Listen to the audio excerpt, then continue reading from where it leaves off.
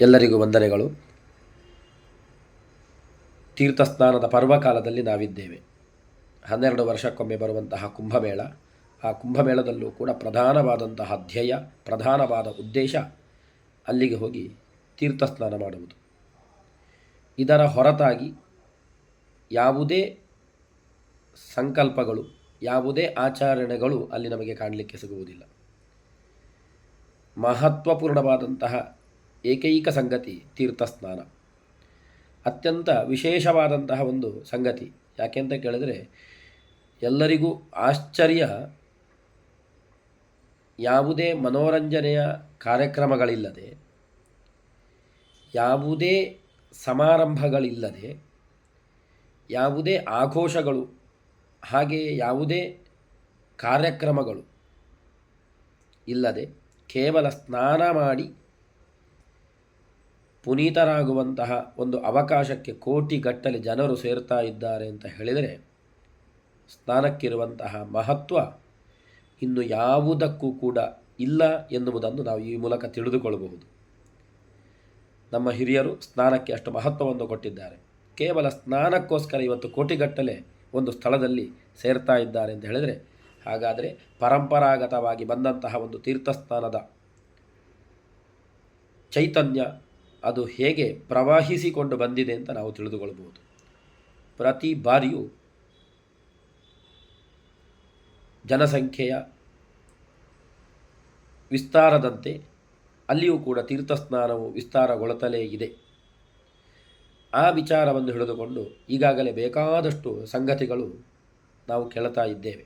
ಯಾಕೆ ಕುಂಭಸ್ನಾನ, ಯಾಕೆ ಪ್ರಯಾಗ ರಾಜದ ಮಹತ್ವ, ಇದೆಲ್ಲವನ್ನೂ ಕೂಡ ಈ ಬಗ್ಗೆ ನಾನೂ ಕೂಡ ಒಂದು ಯಥಾಶಕ್ತಿ ಸ್ವಲ್ಪ ಈ ಸಂಗತಿಯ ಬಗ್ಗೆ ಚರ್ಚೆ ಮಾಡೋಣ ಎನ್ನುವ ಉದ್ದೇಶದಿಂದ ಬಂದಿದ್ದೇನೆ. ಮೊದಲಾಗಿ ತೀರ್ಥಸ್ನಾನ ಅಥವಾ ತೀರ್ಥ ಎನ್ನುವ ಅಭಿಧಾನದಿಂದ ಕರೆಯಲ್ಪಡುವಂತಹ ವಿಚಾರಗಳನ್ನು ನಾವು ತಿಳಿದುಕೊಳ್ಳಬೇಕು. ಈ ಸನಾತನ ಧರ್ಮ, ಹಿಂದೂ ಧರ್ಮ, ತೀರ್ಥ ಎನ್ನುವಂತಹ ಸಂಗತಿಗಳಲ್ಲಿ 3 ವಿಭಾಗಗಳನ್ನಾಗಿಸಿಕೊಂಡಿದೆ. ನಾವು ಸನ್ಯಾಸಿಗಳನ್ನು ತೀರ್ಥರು ಅಂತ ಕರಿತೇವೆ, ತಂದೆಯನ್ನು ಕೂಡ ತೀರ್ಥರೂಪರು ಅಂತ ಕರಿತೇವೆ. ಯಾಕೆ ಅಂತ ಕೇಳಿದರೆ, ನಮ್ಮನ್ನು ಪವಿತ್ರರನ್ನಾಗಿಸುತ್ತಾರೆ ಎನ್ನುವಂತಹ ಒಂದು ಗೌರವಪೂರ್ಣವಾದಂತಹ ವಿಚಾರ ಅಲ್ಲಿರುವುದರಿಂದ, ಗೌರವಪೂರ್ಣವಾದಂತಹ ವ್ಯಕ್ತಿತ್ವ ಅವರಲ್ಲಿರುವುದರಿಂದ ನಾವು ಅವರನ್ನು ತೀರ್ಥ ಅಂತ ಸಂಬೋಧಿಸ್ತೇವೆ. ಹಾಗಾದರೆ ತೀರ್ಥ ಎನ್ನುವುದು ನಮ್ಮನ್ನು ಪವಿತ್ರರನ್ನಾಗಿಸುವ ಅಥವಾ ನಮಗೆ ಸಂಸ್ಕಾರವನ್ನು, ಸಂಸ್ಕೃತಿಯನ್ನು ಒದಗಿಸಿಕೊಡುವಂತಹ ಒಂದು ಚೈತನ್ಯ ಅಂತ ನಾವು ಇದರಲ್ಲಿ ಕಂಡುಕೊಳ್ಳಬಹುದು.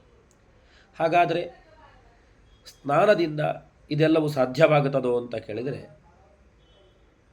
ಅದು ಸಾಧ್ಯವಾಗುತ್ತದೆ. ಹೇಗೆ ಅಂತ ಕೇಳಿದರೆ, ನಮ್ಮ ಅನುಭವಕ್ಕೂ ಬಂದಿರಬಹುದು. ಎಷ್ಟು ಆಯಾಸ ಆದರೂ ಕೂಡ ಆ ಆಯಾಸದ ಪರಿಹಾರಕ್ಕೆ ನಾವು ವಿಶ್ರಾಂತಿಯನ್ನು ತೆಗೆದುಕೊಳ್ತೇವೆ. ಆ ವಿಶ್ರಾಂತಿಯನ್ನು ತೆಗೆದುಕೊಳ್ಳುವ ಪೂರ್ವದಲ್ಲಿ ಒಂದು ಸ್ನಾನ ಮಾಡಿ ವಿಶ್ರಾಂತಿ ತೆಗೆದುಕೊಂಡೆವು ಅಂತಾದರೆ, ಆ ವಿಶ್ರಾಂತಿ ಮತ್ತಷ್ಟು ಆಹ್ಲಾದಕರವಾಗಿ ನಮಗೆ ಪರಿಣಾಮ ಆಗುತ್ತದೆ. ಅನುಭವದಲ್ಲಿರುವಂತಹ ಸಂಗತಿ.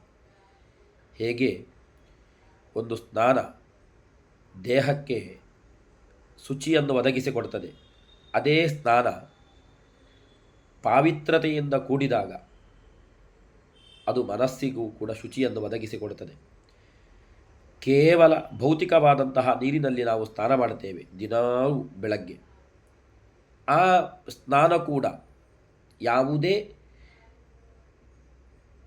ಗಂಗಾದಿ ತೀರ್ಥಗಳ ಸಂಕಲ್ಪ ಇಲ್ಲದೆ, ಗಂಗಾದಿ ತೀರ್ಥಗಳ ಯೋಚನೆಗಳಿಲ್ಲದೆ, ಕೇವಲ ನೀರನ್ನು ಮೈಗೆ ಹೊಯ್ದುಕೊಂಡೆವು ಅಂತಾದರೂ ಕೂಡ ಒಂದು ಮನಸ್ಸಿಗೆ ಆಹ್ಲಾದಕತೆಯನ್ನು ನಾವು ಅನುಭವಿಸುವಾಗ, ಅಂತಹ ಪವಿತ್ರವಾದಂತಹ ಭಾವನೆಯಿಂದ ನಾವು ನಮ್ಮನ್ನು ಸ್ನಾನ ಮಾಡಿಸಿಕೊಂಡೆವು, ದೇಹವನ್ನು ಆ ತೀರ್ಥಕ್ಕೆ, ಆ ನೀರಿಗೆ ಸಮರ್ಪಿಸಿಕೊಂಡೆವು ಅಂತಾದರೆ ಅದು ಇನ್ನಷ್ಟು ಫಲಕಾರಿಯಾಗಿ ಪರಿಣಾಮ ಆಗುವುದರಲ್ಲಿ ಸಂಶಯ ಇಲ್ಲ. ಆದ್ದರಿಂದ ಸ್ನಾನ ಎನ್ನುವುದು ಬದಲಾವಣೆಗೆ ಇರುವಂತಹ ದಾರಿ ಎನ್ನುವುದನ್ನು ನಾವು ಕಂಡುಕೊಳ್ಳಬಹುದು. ದಿನದಲ್ಲಿ ಅಷ್ಟು ಮಹತ್ವವಿದ್ದವು ಇರುವಂತಹ ಆ ಪ್ರಕ್ರಿಯೆ ಇಂತಹ ಪವಿತ್ರವಾದಂತಹ ತೀರ್ಥ ಕ್ಷೇತ್ರಗಳಲ್ಲಿ ಮತ್ತಷ್ಟು ಜಾಗೃತಿಯನ್ನು ಒದಗಿಸಿಕೊಡುವುದರಲ್ಲಿ ಯಾವುದೇ ಸಂಶಯ ಇಲ್ಲ ಎನ್ನುವುದನ್ನು ಈ ಮೂಲಕ ನಾವು ಕಂಡುಕೊಳ್ಳಬಹುದು. ಹಾಗಾದರೆ ತೀರ್ಥ ಸ್ನಾನ ಎನ್ನುವುದಕ್ಕೆ ಆ ಮಹತ್ವವಿದೆ. ನಾವು ಎಣಿಸಿಕೊಳ್ತೇವೆ ತೀರ್ಥ ಸ್ನಾನ ಮಾತ್ರ ತೀರ್ಥ ಆಗುತ್ತದೋ ಅಂತ ಕೇಳಿದರೆ ಅಲ್ಲ. ನಾನು ಪ್ರಧಾನವಾದಂತಹ ವಿಚಾರ ಆ ತೀರ್ಥದ ಪ್ರಭೇದಗಳ ಬಗ್ಗೆ ಉಲ್ಲೇಖಿಸಬೇಕು ಎನ್ನುವುದಾಗಿಯೇ ಸಂಕಲ್ಪಿಸಿಕೊಂಡಿದ್ದೇನೆ. ತೀರ್ಥ ಈ ಧರ್ಮ ಈ ದೇಶ 3 ವಿಭಾಗದಲ್ಲಿ ಕಂಡುಕೊಂಡಿದೆ. ತೀರ್ಥಂ ತ್ರಿವಿಧಂ ಜ್ಞೇಯಂ ಜಂಗಮಂ ಮಾನಸಂ ಸ್ಥಾವರಂ ಚ ಅಂತ. ಜಂಗಮ, ಮಾನಸ, ಸ್ಥಾವರ ಅಂತ 3 ಪ್ರಭೇದಗಳಲ್ಲಿ ತೀರ್ಥಗಳ ವಿಸ್ತಾರವನ್ನು ನಾವು ಕಂಡುಕೊಳ್ಳುತ್ತೇವೆ.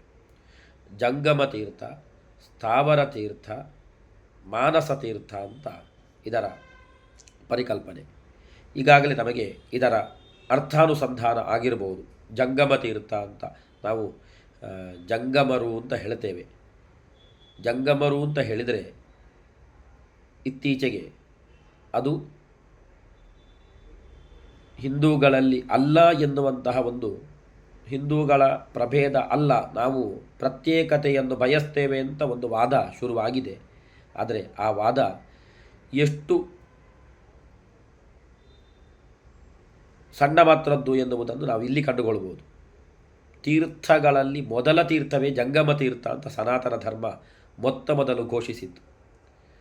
ಜಂಗಮ ತೀರ್ಥ ಅಂತ ಹೇಳಿದರೆ ಯಾರು ನಮ್ಮನ್ನು ಪವಿತ್ರವನ್ನಾಗಿಸ್ತಾರೋ, ಜ್ಞಾನದಿಂದ, ತಿಳುವಳಿಕೆಯಿಂದ, ಸಂಸ್ಕಾರದಿಂದ, ಸಂಸ್ಕೃತಿಯಿಂದ, ಆಚಾರದಿಂದ, ವಿಚಾರದಿಂದ ನಮ್ಮ ಬದಲಾವಣೆಗೆ ಯಾರು ಕಾರಣೀಕರ್ತರೋ ಅವರು ತೀರ್ಥ, ಜಂಗಮ ತೀರ್ಥ ಅಂತ ಕರೆಯಿಸಿಕೊಳ್ತಾರೆ. ಜ್ಞಾನಿನ ಜಂಗಮಂ ತೀರ್ಥಂ ನಿರ್ಮಲಂ ಸಾರ್ವಕಾಮಿಕಂ ಯೇಷಾಂ ವಾಕ್ಯೋದಕೇ ನೈವ ಶುದ್ಧಂತಿ ಮಲಿನಾ ಜನಾ. ನಮ್ಮಲ್ಲಿ ಇರತಕ್ಕಂತಹ ಮಾಲಿನ್ಯಗಳು ಯಾವುದಿದ್ರೂ ಕೂಡ ಕಾಯಿಕವಾದ, ವಾಚಿಕವಾದ, ಮಾನಸಿಕವಾದ, ದೇಹದಿಂದ ಮಾಡುವಂತಹ ಕೆಟ್ಟ ಕೆಲಸದ ಮಲಿನತೆ ನಮ್ಮಲ್ಲಿದ್ದರೆ, ಮಾತಿನಿಂದ ಮಾತನಾಡುವಂತಹ ಕೆಟ್ಟ ಮಾತುಗಳು ನಮ್ಮಲ್ಲಿ ಬರುವುದಿದ್ದರೆ, ಮನಸ್ಸಿನಲ್ಲಿ ಕೆಟ್ಟ ಯೋಚನೆಗಳು ಬರುವುದಿದ್ದರೆ ಅದನ್ನು ಬದಲಿಸಿಕೊಳ್ಳಬೇಕಾದರೆ, ಅದರಿಂದ ನಾವು ಹೊರಗೆ ಬರಬೇಕಾದರೆ ಕೇವಲ ಏಕೈಕ ದಾರಿ ಜ್ಞಾನಿಗಳ ಸಹವಾಸ, ಸಂಸ್ಕಾರವಂತರ ಸಹಯೋಗ. ಆದ್ದರಿಂದಲೇ ಮೊದಲು ಬ್ರಾಹ್ಮಣ ಜಂಗಮಂ ತೀರ್ಥಂ ಅಥವಾ ಜ್ಞಾನಿನ ಜಂಗಮಂ ತೀರ್ಥಂ, ಒಳ್ಳೆಯ ತಿಳುವಳಿಕೆಯಿಂದ ಕೂಡಿದವನ ಆಶ್ರಯವನ್ನು ನಾವು ಪಡೆದುಕೊಳ್ಳಬೇಕು. ಆತ ಕೇವಲ ತಿಳುವಳಿಕೆ ಮಾತ್ರ ಇದ್ದರೆ ಸಾಕಾಗುವುದಿಲ್ಲ. ಉದಾಹರಣೆಗೆ ಕೇವಲ ಆತ ವಿದ್ಯಾವಂತನಾಗಿದ್ದರೆ ಮಾತ್ರ ಸಾಕಾಗುವುದಿಲ್ಲ, ಆತನಲ್ಲಿ ಒಳ್ಳೆ ಸ್ಕಾಲರ್ ಆಗಿದ್ದರೆ ಮಾತ್ರ ಸಾಕಾಗುವುದಿಲ್ಲ. ಆತ ನಿರ್ಮಲಂ ಸಾರ್ವಕಾಮಿಕಂ, ಯಾವ ಕಾಲದಲ್ಲೂ ನಿರ್ಮಲ ಚಿತ್ತನಾಗಿರಬೇಕು. ಆತನ ಆಚಾರ ವಿಚಾರಗಳು ನಿರ್ಮಲವಾಗಿರಬೇಕು, ಕನ್ನಡಿ ಹಿಡಿದಂತಿರಬೇಕು ಅಂತ ತಿಳಿದುಕೊಳ್ಳಬೇಕು. ಯೇಷಾಂ ವಾಕ್ಯೋದಕೇನೈವ, ಇಂಥವರ ವಾಕ್ಯಗಳ ಅಥವಾ ಇಂಥವರ ಮಾತಿಗೆ ನಾವು ಒಳಗಾದೆವು ಅಂತಾದರೆ, ಇಂಥವರ ಸಹವಾಸಕ್ಕೆ ನಾವು ಒಳಗಾದೆವು ಅಂತಾದರೆ ನಾವು ಜಂಗಮ ತೀರ್ಥದಿಂದ ಪವಿತ್ರರಾಗಲಿಕ್ಕೆ ಸಾಧ್ಯ. ಈ ತೀರ್ಥ ಸ್ನಾನ ನಾವು ಮೊದಲಾಗಿ ಮಾಡಬೇಕಾದದ್ದು.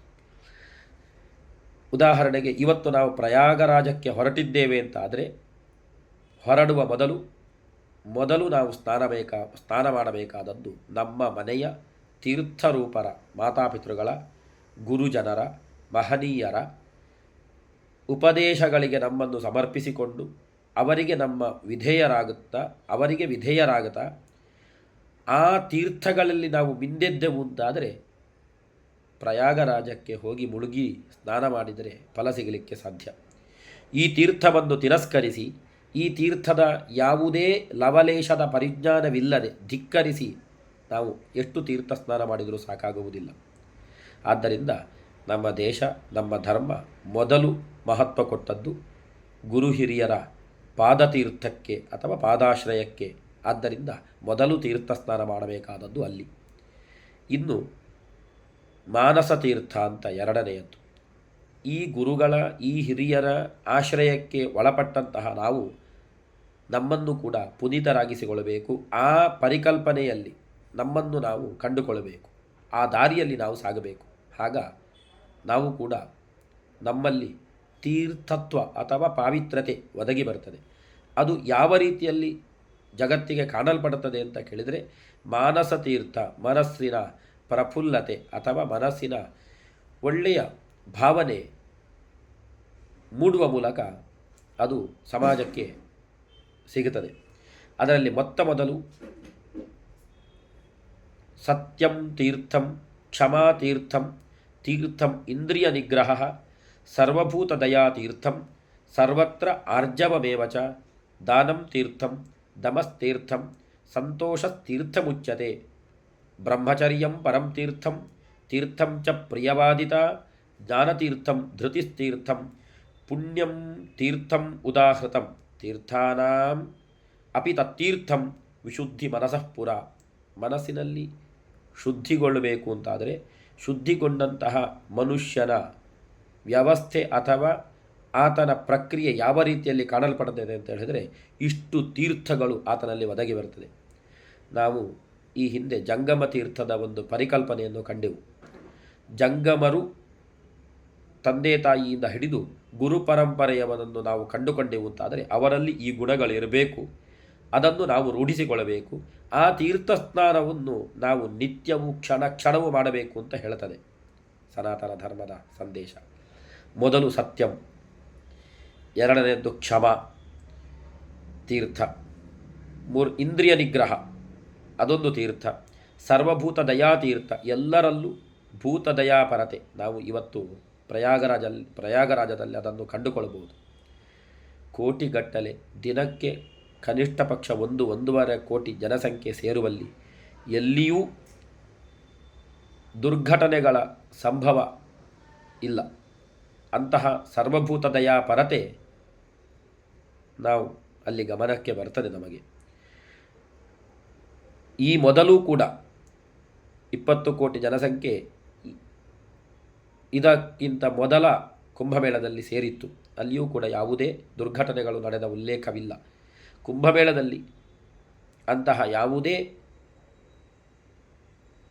ಕ್ರೂರತೆ, ಹಿಂಸಾಚಾರ ಗಮನಕ್ಕೆ ಬಂದ ಹಾಗೆ ಇಲ್ಲ. ಸರ್ವಭೂತ ದಯಾ ಎನ್ನುವುದು ಪ್ರತಿಯೊಬ್ಬ ಹಿಂದುವಿನಲ್ಲಿರುವಂತಹ ಲಕ್ಷಣ. ಹಿಂದೂ ಹಿಂಸನ ದೂಷಕಃ, ಹಿಂಸೆಯನ್ನು ದೂಷಿಸುವವನು, ಹಿಂಸೆಯನ್ನು ದೂರ ಇಟ್ಟವನು ಆತ ಹಿಂದೂ ಅಂತ ಕರೆಯಲ್ಪಡ್ತಾನೆ. ಸರ್ವತ್ರ ಆರ್ಜವಮೇವಚ ಅಂತ ಇನ್ನೊಂದು ತೀರ್ಥ ಆರ್ಜವತೆ, ನೇರ ನಿಷ್ಠುರ ಅಥವಾ ನೇರ, ಸತ್ಯ ಹಾಗೂ ಸತ್ಯ ಹೃದಯ ಯಾವುದುಂಟೋ ಅದು ಆರ್ಜವತೆ ಅಂತ, ಎಲ್ಲಿಯೂ ವಂಚನೆ ಇಲ್ಲದ ಸ್ಥಿತಿ. ದಾನಂ, ಮತ್ತೊಬ್ಬರಿಗೆ ನಮ್ಮ ಸಂಪತ್ತನ್ನು ವಿನಿಯೋಗ ಮಾಡುವುದಕ್ಕೆ ದಾನ ಅಂತ ಹೆಸರು, ಅದೊಂದು ತೀರ್ಥ. ದಮ, ಇಂದ್ರಿಯ ನಿಗ್ರಹ, ದಮ ಅಹಂಕಾರವಿಲ್ಲದಿರುವುದು, ನಾನೇ, ನನ್ನದು, ನನ್ನಿಂದ ಎನ್ನುವಂತಹ ಅಹಂಕಾರ ಸ್ಥಿತಿ ಯಾವುದುಂಟೋ ಅದು ಇಲ್ಲದ ಸ್ಥಿತಿ, ಅದು ತೀರ್ಥತ್ವ, ದಮಸ್ತೀರ್ಥ ಅಂತ ಹೆಸರು ಅದಕ್ಕೆ. ಸಂತೋಷ ತೀರ್ಥ ಮುಚ್ಚತೆ, ಮನಸ್ತುಷ್ಟಿ, ಮನಸ್ಸಿನ ಒಳ್ಳೆಯ ಸಂತುಷ್ಟಿ ಭಾವನೆ, ಇದ್ದದ್ದರಲ್ಲಿ ನೆಮ್ಮದಿಯ ಬದುಕು, ಇದೊಂದು ತೀರ್ಥ ಸ್ನಾನ. ಬ್ರಹ್ಮಚರ್ಯ ಅರ್ಥಾತ್ ಕಾಮ ಪರವಶತೆ ಇಲ್ಲದ ಸ್ಥಿತಿ. ಪ್ರಿಯವಾದಿತ, ಎಲ್ಲರಿಗೂ ಖುಷಿ ಕೊಡುವ ಮಾತುಗಳನ್ನಾಡುವುದು, ಅದೊಂದು ತೀರ್ಥಸ್ನಾನ. ಜ್ಞಾನತೀರ್ಥ, ತಿಳುವಳಿಕೆಯನ್ನು ಪಡೆದುಕೊಳ್ಳಬೇಕು, ನಿತ್ಯವೂ ಜ್ಞಾನ ಆಗಬೇಕು. ಧೃತಿ, ಧೈರ್ಯ, ಅದೊಂದು ತೀರ್ಥ. ಪುಣ್ಯತೀರ್ಥಂ ಉದಾಹೃತಂ, ಇದೆಲ್ಲವೂ ಪುಣ್ಯತೀರ್ಥ ಅಂತ, ನಮ್ಮೊಳಗಿರುವ ಪುಣ್ಯತೀರ್ಥ ಅಂತ ಕರೆಯಿಸಲ್ಪಡುತ್ತದೆ. ಈ ತೀರ್ಥಾನಾಮಪಿ ತತ್ತೀರ್ಥಂ ವಿಶುದ್ಧಿ ಮನಸಪ್ರಿಯ, ಈ ತೀರ್ಥದಲ್ಲಿ ಮಿಂದವ ಆತ ತೀರ್ಥಸ್ನಾನಕ್ಕೆ ಯೋಗ್ಯನಾದವ ಅಂತ. ಹೇಗೆ ತಂದೆ ತಾಯಿಗಳಿಗೆ ಗೌರವ ಕೊಡುವವ, ಇಂತಹ ಗುಣಗಳನ್ನು ರೂಢಿಸಿಕೊಂಡವ, ಆತನಿಗೆ ತೀರ್ಥಸ್ನಾನ ಫಲಕಾರಿ ಆಗುತ್ತದೆ.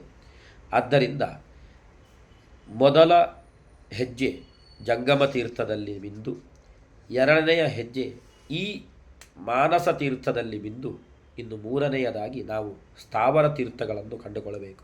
ಸ್ಥಾವರ ಅಂತ ಹೇಳಿದರೆ ಈ ದೇಶವೇ ಒಂದು ತೀರ್ಥ, ಭಾರತವೇ ತೀರ್ಥಪ್ರಾಯವಾದಂತಹ ಕ್ಷೇತ್ರ. ಪ್ರಪಂಚದಲ್ಲಿರುವಂತಹ ದೇಶಗಳಲ್ಲಿ ತೀರ್ಥಕ್ಷೇತ್ರ ಅಥವಾ ತೀರ್ಥ ದೇಶ ಅಂತ ನಾವು ಗುರುತಿಸಲ್ಪಡುವುದಾದರೆ ಭಾರತವನ್ನು ಗುರುತಿಸುತ್ತೇವೆ. ಅದು ಇವಾಗ ನಾವು ಪ್ರತ್ಯಕ್ಷವಾಗಿ ಕಂಡುಕೊಳ್ಳುವಂತಹ ಸಾಕ್ಷಿ. ಪ್ರಪಂಚದಾದ್ಯಂತ ಜನರು ಇಲ್ಲಿ ಬಂದು ಇಲ್ಲಿಯ ತೀರ್ಥ ಸ್ನಾನದಲ್ಲಿ, ಇಲ್ಲಿಯ ವ್ಯವಸ್ಥೆಯಲ್ಲಿ ತಮ್ಮನ್ನು ಪವಿತ್ರಗೊಳಿಸಿಕೊಳ್ಳುತ್ತಿದ್ದಾರೆ, ಪವಿತ್ರರಾಗುತ್ತಾ ಇದ್ದಾರೆ. ಆದ್ದರಿಂದ ಅಂತಹ ಮಹತ್ವಪೂರ್ಣವಾದಂತಹ ಒಂದು ದೇಶ. ಗಾಯಂತಿ ದೇವಾಹ ಕಿಲ ಗೀತಕಾನಿ ಧನ್ಯಾಸ್ತುತೆ ಭಾರತ ಭೂಮಿ ಭಾಗ್ಯ. ಭಾರತದಲ್ಲಿ ಹುಟ್ಟಬೇಕು ಅಂತ ದೇವತೆಗಳು ಕೂಡ ಭಾವನೆ ಇಟ್ಟುಕೊಳ್ತಾರಂತೆ. ಒಬ್ಬ ದೇವಲೋಕದಿಂದ ಇಳಿದು ಬರುವವ ನಾನು ಭಾರತಕ್ಕೆ ಬರಬೇಕು ಅಂತ ಬಯಸ್ತಾನೆ ಅಂತ ಗರುಡ ಪುರಾಣ ಉಲ್ಲೇಖಿಸ್ತದೆ. ಯಾಕೆ ಅಂತ ಕೇಳಿದರೆ ಹೆಜ್ಜೆ ಹೆಜ್ಜೆಗೂ ಇಲ್ಲಿ ತೀರ್ಥಗಳಿದೆ. ಅದೆಲ್ಲವೂ ಜಂಗಮ ಸ್ಥಾವರ ತೀರ್ಥ ಅಂತ ಕರೆಯಲ್ಪಡುತ್ತದೆ. ನಾವು ಗಂಗಾ, ಯಮುನಾ, ಸಿಂಧು, ಸರಸ್ವತಿ, ಕೃಷ್ಣ, ಗೋದಾವರಿ, ನರ್ಮದಾ ಇತ್ಯಾದಿ ನದಿಗಳಲ್ಲಿ ಸ್ನಾನ ಮಾಡ್ತೇವೆ. ಅದೆಲ್ಲವೂ ತೀರ್ಥ ಸ್ನಾನ. ಇಷ್ಟೇ ಅಲ್ಲದೆ ಅಯೋಧ್ಯ, ಮಥುರಾ, ಮಾಯಾ, ಕಾಶಿ, ಕಾಂಚಿ, ಅವಂತಿಕಾ ಈ ಕ್ಷೇತ್ರಗಳಲ್ಲಿ ಹೋಗಿ ದರ್ಶನ ಮಾಡುತ್ತೇವೆ. ಅದೆಲ್ಲವೂ ಸ್ಥಾವರ ತೀರ್ಥ ಅಂತ ಕರೆಯಲ್ಪಡುತ್ತದೆ. ಆದ್ದರಿಂದ ಈ ಪ್ರಯಾಗ ಎನ್ನುವುದು ಸ್ಥಾವರ ತೀರ್ಥದಲ್ಲಿ ತೀರ್ಥರಾಜ ಎನ್ನುವಂತಹ ಅಭಿಧಾನವನ್ನು ಪಡೆದುಕೊಂಡ ಕ್ಷೇತ್ರ. ಎಲ್ಲ ತೀರ್ಥಗಳು ಸ್ತ್ರೀಲಿಂಗದಲ್ಲಿ ನಾವು ಕಾಣುತ್ತೇವೆ. ಆದರೆ ಪ್ರಯಾಗ ರಾಜ ಅದು ಪುರುಷಲಿಂಗದಲ್ಲಿ ನಾವು ಕಂಡುಕೊಳ್ತೇವೆ. ಅಲ್ಲಿ ರಾಜ ಎನ್ನುವಂತಹ ಅಭಿಧಾನ ಅಥವಾ ಗೌರವ ಇರುವುದನ್ನು ನಾವು ಆ ಹೆಸರಿನಲ್ಲಿ ನಾವು ಕಾಣುತ್ತೇವೆ. ಯಾಕೆಂತ ಕೇಳಿದರೆ ತೀರ್ಥ ರಾಜ ಅಥವಾ ಪ್ರಯಾಗ ರಾಜ ಅಂತ ಯಾಕೆ ಕರೀತೇವೆ ಅಂತ ಹೇಳಿದರೆ, ಸ್ಥಾವರ ತೀರ್ಥಗಳಲ್ಲಿ ಯಾವುದನ್ನು ಪ್ರಮುಖವಾಗಿ ನಾವು 7 ನದಿಗಳು ಅಥವಾ 7 ಪುರಿಗಳನ್ನು ನಾವು ಕಾಣುತ್ತೇವೆ. ಗಂಗಾ, ಯಮುನಾ, ಗಂಗೆ ಚ ಯಮುನೆ ಚೈವ ಗೋದಾವರಿ ಸರಸ್ವತಿ ನರ್ಮದೆ ಸಿಂಧು ಕಾವೇರಿ. ಇಲ್ಲಿಗೆ 7 ನದಿಗಳು ತೀರ್ಥಗಳು ಅಥವಾ 7 ಕ್ಷೇತ್ರಗಳನ್ನು ನಾವು ತೀರ್ಥಕ್ಷೇತ್ರಗಳು ಅಂತ ಕಾಣುತ್ತೇವೆ. ಅಯೋಧ್ಯ, ಮಥುರಾ, ಮಾಯಾ, ಕಾಶಿ, ಕಾಂಚಿ, ಅವಂತಿಕಾ, ಪುರಿ, ದ್ವಾರಾವತಿ ಚೈವ ಸಪ್ತೈತ ಮೋಕ್ಷದಾಯಕವಾದಂತಹ 7 ಕ್ಷೇತ್ರಗಳು. ಈ 7 ತೀರ್ಥಗಳಿಗೂ ಈ 7 ಕ್ಷೇತ್ರಗಳಿಗೂ ರಾಜನ ಸ್ಥಾನದಲ್ಲಿ 7 ಮಡದಿಯರನ್ನು ಹೊಂದಿದ ಒಂದು ರಾಜನ ಸಂಕೇತದಲ್ಲಿ ನಾವು ಪ್ರಯಾಗರಾಜನನ್ನು ಕಾಣುತ್ತೇವೆ. ಆದ್ದರಿಂದ ಈ 7 ಕ್ಷೇತ್ರಗಳಿಗೆ ಅಧಿಪತಿತ್ವವನ್ನು ಹೊಂದಿದಂತಹ ಒಂದು ಕ್ಷೇತ್ರ ಅದು ಪ್ರಯಾಗರಾಜ ಕ್ಷೇತ್ರ. ಆದ್ದರಿಂದ ಅದಕ್ಕೆ ತೀರ್ಥರಾಜ ಎನ್ನುವಂತಹ ಸಂಕೇತ. ಆ ತೀರ್ಥರಾಜದ ಗೌರವ ಕೇವಲ ಪ್ರಯಾಗಕ್ಕೆ ಮಾತ್ರ ಇರುವುದು ನಾವು ಈಗಲೂ ಗಮನಿಸಿಕೊಳ್ಳುವಂತಹ ಸಂಗತಿ.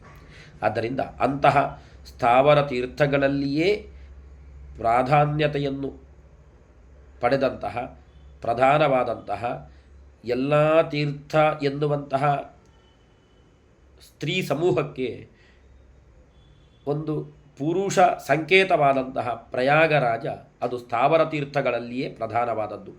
ಈ ಜಂಗಮ ತೀರ್ಥದಲ್ಲಿ ಮಿಂದು, ಮಾನಸ ತೀರ್ಥದಲ್ಲಿ ಪವಿತ್ರರಾಗಿ, ಸ್ಥಾವರ ತೀರ್ಥದಲ್ಲಿಯೇ ಶ್ರೇಷ್ಠವಾದಂತಹ ಪ್ರಯಾಗಕ್ಕೆ ಹೋಗಿ ನಾವು ಮುಳುಗಿಯದ್ದೇವು ಅಂತಾದರೆ ಎಲ್ಲ ರೀತಿಯ ಶ್ರೇಯಸ್ಸು, ಎಲ್ಲ ರೀತಿಯ ಸಂಪತ್ತು ನಮಗೆ ಒದಗಿ ಬರುತ್ತದೆ ಎನ್ನುವುದರಿಂದ ಈ ತೀರ್ಥ ಸ್ನಾನಕ್ಕೆ ಅಷ್ಟು ಮಹತ್ವ. ಆದ್ದರಿಂದ ಅಂತಹ ತೀರ್ಥ ಸ್ನಾನ ನಮ್ಮಿಂದ ಆಗುವ ಮೂಲಕ ಈ ಕುಂಭಮೇಳ ಸಾರ್ಥಕವಾಗಲಿ ಅಂತ ಹೇಳ್ತಾ ಎಲ್ಲರಿಗೂ ಮತ್ತೊಮ್ಮೆ ಮಗದೊಮ್ಮೆ ವಂದನೆಗಳು.